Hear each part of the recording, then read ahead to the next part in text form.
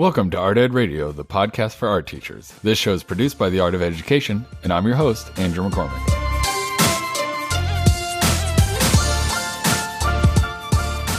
So I had this weird realization a few weeks ago, about being an art teacher, being creative, and I immediately thought it'd be an interesting topic for a podcast.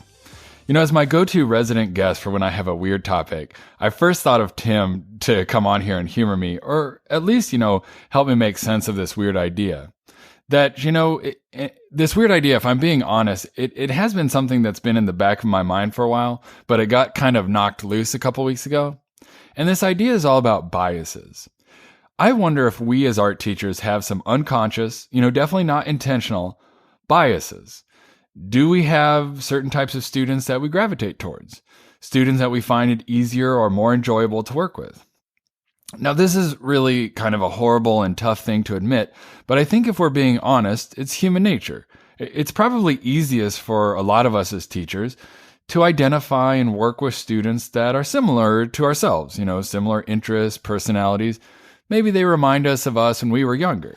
It takes a mindful, reflective, and masterful teacher to be aware of these biases and have a concerted effort to work around them and give all of our students a great artistic experience. These biases don't just manifest themselves as a one-way street, however. This isn't something that only affects a teacher and kind of goes downward towards our students. Our students also have biases that affect how they come to school, how they come to our class, what sort of mindset or attitude they have when they come see us. I have a difficult time, speaking of generalization and biases here, at working with students that have a fixed mindset. Those students that kind of fold their arms and think that they're helpless and uncoachable and they're never going to get better at something. That is such a defeatist attitude, and it's so foreign to me that I have to pause and really focus myself to understand, where did that learned helplessness come from in order that I can deal with it and try to defeat it. One of the things that I know Tim and I are going to touch on are societal biases about creativity in the arts in regards to gender. And I am a little worried to go there with him because I think nothing smacks more of mansplaining than two older white guys bemoaning how, no boys ever take art classes, or how creativity is mistakenly thought of as being an engendered concept. But again, if we're being honest and telling some hard truths, our society far too often looks at creativity as a feminine endeavor, and I wonder if that doesn't steer guys away from taking art classes. Or maybe it's broader than that. Maybe creativity is seen by society and parents as being, it's a nice thing, but it's a frivolous thing, and my kids are going to be something important someday, and they just don't have the time for that fluffy stuff. What I'm getting at here is I think that creativity has some really bad PR.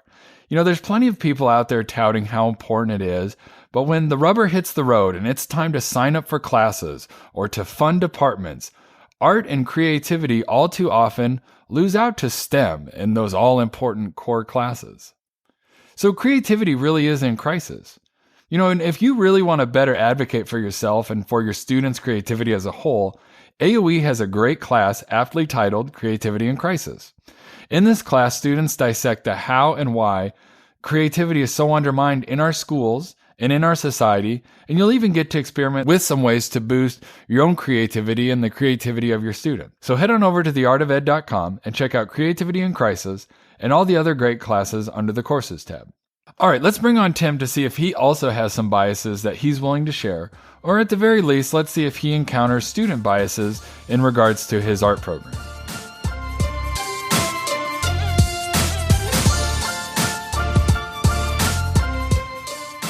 All right, Tim, thanks for joining me, man.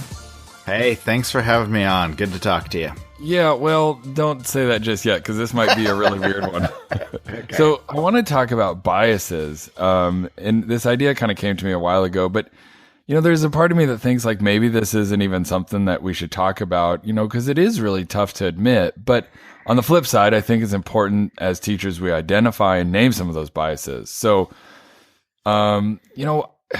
number one, do you think it's important that we kind of fess up to some biases? But before I maybe ask you yours, I want to know, should we even be having this conversation? Yes, we should. I don't know. I talk all the time about how important I think it is for teachers to reflect on what they're doing. And that goes beyond just lessons, like, hey, would this media be better for this project?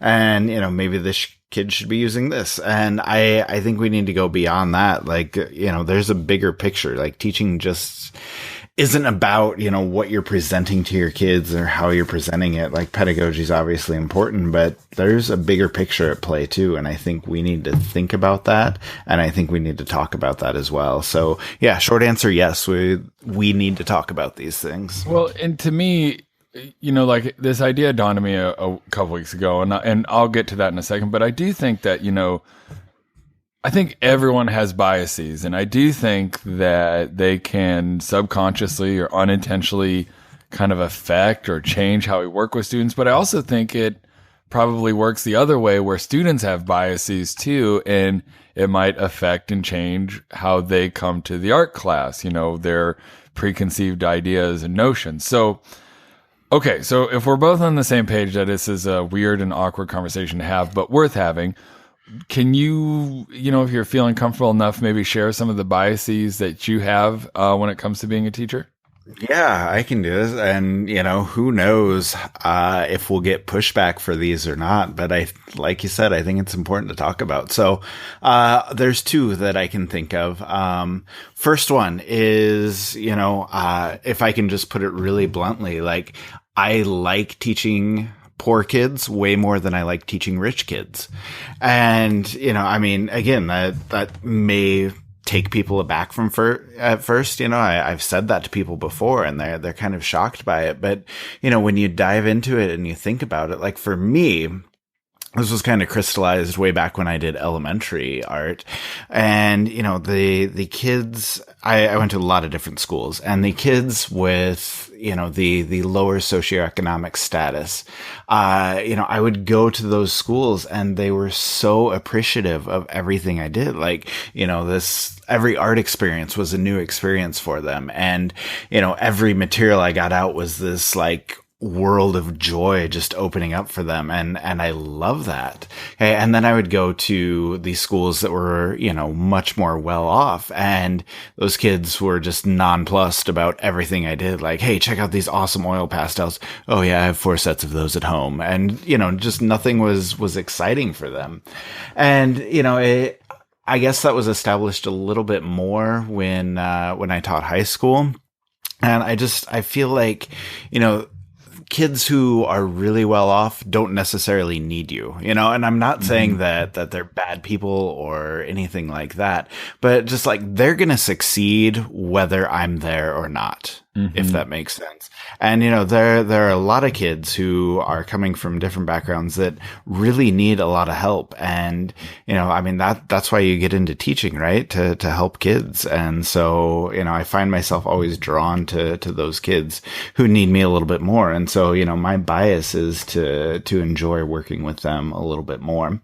And then secondly, I know I'm rambling and that was a long answer, but my second bias that I want to talk about is I like teaching girls way more than I like teaching boys. Like, boys are immature and smelly and obnoxious, and girls like sit down and do their work and can carry on normal conversations like an adult. And like, I appreciate that maturity that most girls have and most boys don't have. So anyway, those are my two big ones, but I'll turn it back around on you. What are your biases? Well, how great would it be if I just said like, oh, Tim, I have 0. I'm a saint. And yes. You come off as being this horrible person. Make me feel really guilty about what I just said. Yeah. Well, I do want to actually give you kudos, because I was at first a little taken aback the way you say that, but it actually does kind of make a lot of sense. And I think there's something about just putting it out there in thinking about students with means and students who don't have means, and we teach them all. And, what you said kind of about, how much kids need you. And I think that's really interesting and very true. And I've had students who have means, who are amazing students and are so generous and kind and warm-hearted, and you would never know that they don't want for anything. And then conversely, I've had kids who have a sort of sense of entitlement, and that can be a little frustrating sometimes to work with.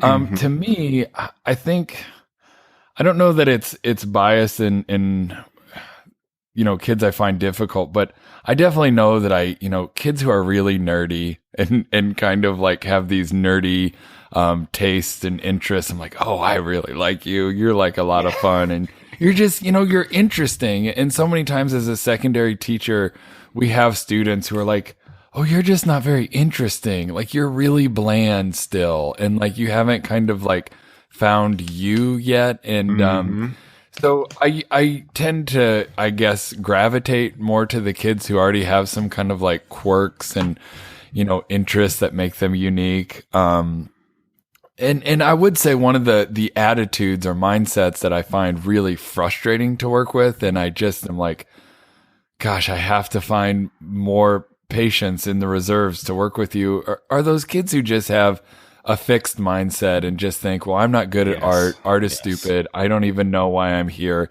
And it's like, it's day one. Like, why are you coming at me with that attitude? And those kids are pretty tough to work with. But I will say, like, if you are persistent with them and crack it open, like that can be really rewarding. But those kids are really tough. I'm really glad that you mentioned the whole boys versus girls things.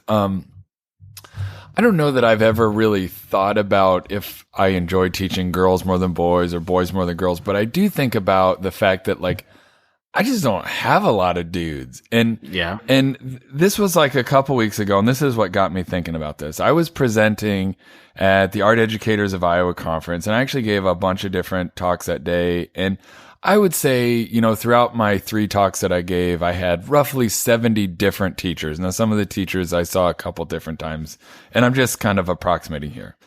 I'd say out of those 70 teachers, there were probably like 6 guys. You know what I mean? Like, and I knew all of them because it's like, hey, how's it going, Danny? Like, I see you every time. It's like the one token guy in my session.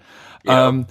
So here's my question, and this kind of goes to biases in teaching and art education. I mean, are we just like really weird anomalies? I mean, there's nothing inherently feminine or masculine in any of those things, right? So like, what gives? Like, why is art education and art classes so female heavy?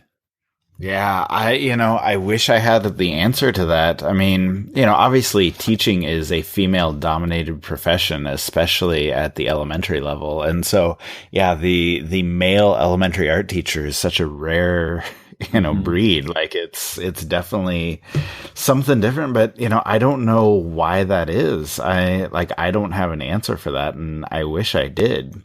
But, I think it's worth exploring too, just your classes, because I feel like, when, I'm looking at my high school courses, it's a majority of females in there, especially when we get to more advanced classes. And, I don't know the reasoning behind that. I don't know why, it's more majority girls, but maybe that's my bias coming through. Like, the boys realize I don't like teaching them, and they drop right out of there.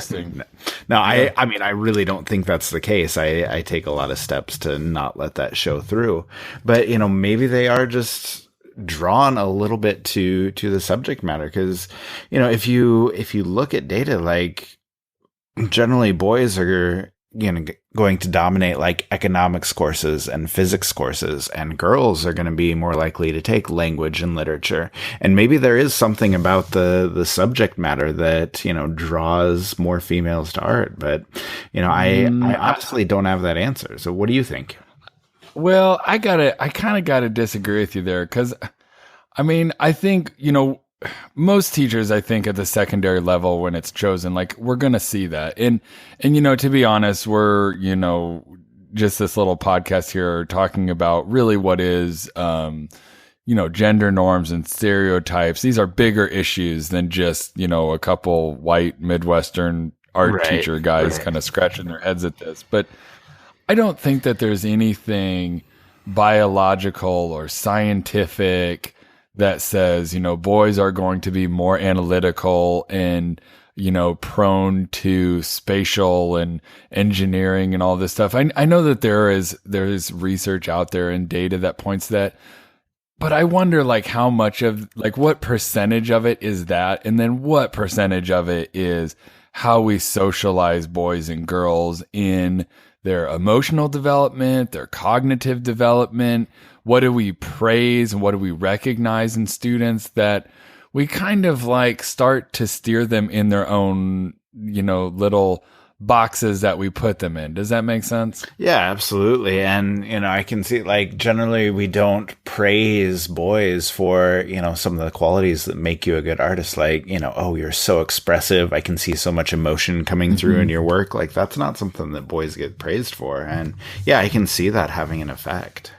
Here's my next question, because I totally believe that there is this sort of socializing that's going on, and we praise females for this and we don't praise males for this, and then vice versa. So, I coach robotics teams, and it's always really important to me, and I'm passionate about this, that my teams are an even mix of the sexes, because I think a team of roughly half girls and half boys just functions so much better than all boys or all girls. And I think that there's a concern in STEM where people are oh my gosh, women are really underrepresented, and that's all societal. And here's my leap. And I know people will probably laugh at me and say that I'm way too idealistic. If people are concerned that women are not represented in STEM, shouldn't we be concerned that guys are not well represented in classes that build creativity and empathy and understanding and thinking outside the box? I mean, shouldn't there be a big uproar to push guys into those fields? Yeah, I don't know. I mean, we're dealing with, like you said, a big picture that I don't think anybody has a real good grasp on or a real good understanding of, but I can see where you're coming from with that. But, my question is do we really want to push kids? Don't we want kids just to generally follow their passion and, be participating in the activities that they really love or that really work for them? And I assume your comeback is, are we socializing them into those activities? Are we developing their passions for them? And, I don't know that we have the answer to that, but yeah, I think it's worthwhile. If we are pushing girls into STEM, I can see why, where you're coming from and why we may want to push guys into things that are more creative or more empathetic and things like that. So, but how do we do that? If I can turn that to you, how do we go about that? Well, I don't know. And I actually think, we've been talking about gender a lot, and we were actually kind of started the class off by the conversation talking about in our classes, other biases we have. And one of the things I kind of wonder about is if we don't have in our schools students and parents and even teachers who have a bias against the rigors of creativity, right? Yeah. So when we see awesome kids and oh, you're a great kid. I remember having you in 7th or 8th grade, and you're hey, are you going to take an art class now that you're in 10th grade? No, I'm only taking serious classes. My mom and dad only want me to take serious classes. It's dagger in the heart, So it's that is a bias that our students and our parents have. And I kind of wonder if we're even getting always I don't know if you felt this way. Did you feel when you look at your classes, you're always even getting the best kids, or even the kids who like creativity and like art, but they're not taking it because of whatever other reasons is out there? Yeah, I think that's an issue that is out there for every art teacher. I think you see a split between, what kind of kids are coming into your class and, what kind of kids are still out there that you would love to have in your class. And, you I mean, obviously you're going to teach every kid who comes through that door and you're going to do it as well as you can. But I think you're onto something there where, rather than pushing kids here or there, maybe we push our class and we say, this is for everybody. Okay. Like we have an open classroom. Creativity is something that everybody needs. So no matter, who you are, no matter what other activities you do, this is something that can help you. This is something that's worthwhile for you, because I think that's a bias that is a lot stronger than anything else we've been talking about.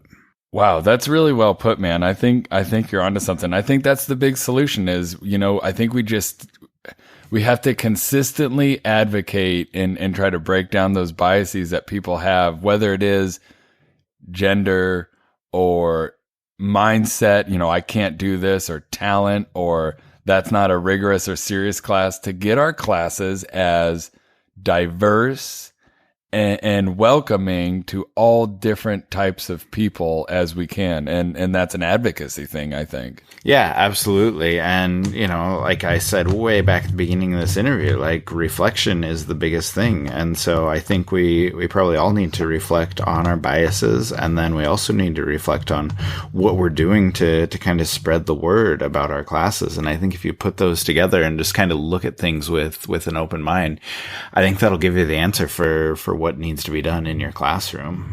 Very interesting talk, man. I appreciate you coming on and kind of humoring me a little bit with some of this, but also shedding some light on kind of how nuanced this notion of like biases and then its ramifications is for all of us out there. Yeah, for sure. I think it's definitely worth talking about. So thanks for having me on. Yep. Thanks, Tim. We'll talk to you later. Wow. I really appreciate the blunt way that Tim puts it there. I'm sure to some degree, just vocalizing some of our inherent biases is shocking. And I think, Tim is kind of playing with that shock, but in doing that, perhaps that shock will jolt many of us into examining some of our own preferences and biases. So I have to share this little story. I used to do this little thought experiment with my university art education students as we started looking and talking about classroom management. And this even kind of pertained to curriculum design as well.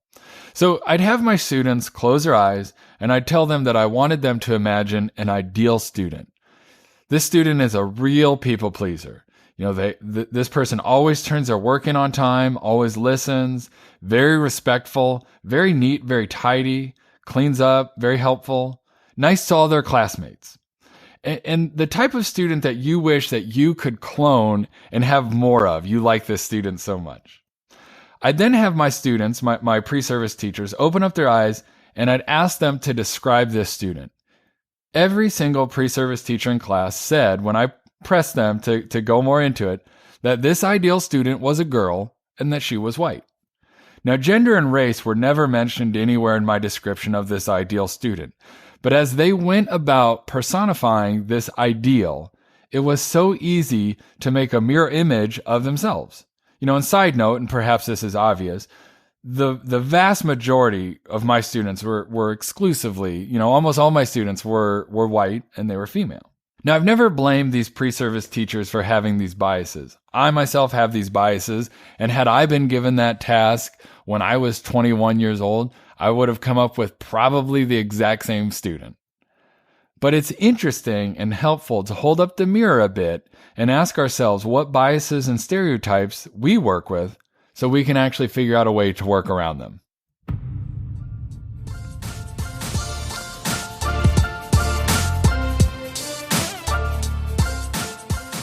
Art Ed Radio is developed, produced, and supported by the Art of Education with audio engineering by Michael Crocker.